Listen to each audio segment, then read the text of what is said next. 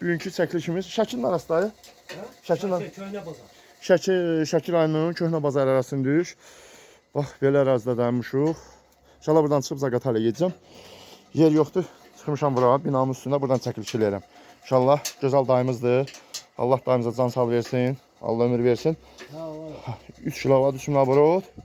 4 təkərimiz, daha çox sıxma, daha çox sıxma. Gün sıx. 3 kilovat, 3 minabrot, 4 təkərimiz sağım alfaza. 26 bıçaqlı aparatımızdır. Yer yoxdur deyə. İşte bu barının üstündən çəkirəm də. Tokumuz daha bir qədər normal gətirib.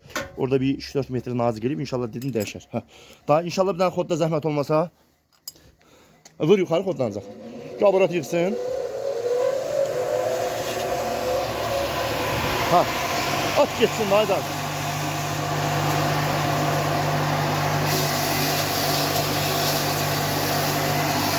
Üç kilovat, 3 minabrot, 4 təkərimiz sarğın olmaz ha. Sattırma qoyarsan pulsuz. 3 kilovat, 3 minabrot, 4 təkər. Şimdi sarğın. Oturum çəkim buradan. Barınız. At da yol təyət. At.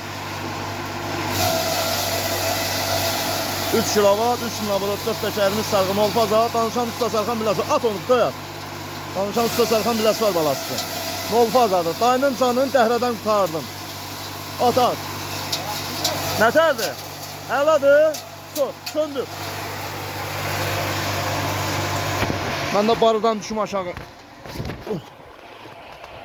İnşallah yer yoxdur deyə çıxıb barının üstündən çəkiliş eləyirdim. Bu da onun doğradığı quzələyi. Qapını örtüm. Açıq qalır. İnşallah buradan çıxıb gedirəm Zaqatalıya, Muxaxa. Allahın köməkliyi ilə.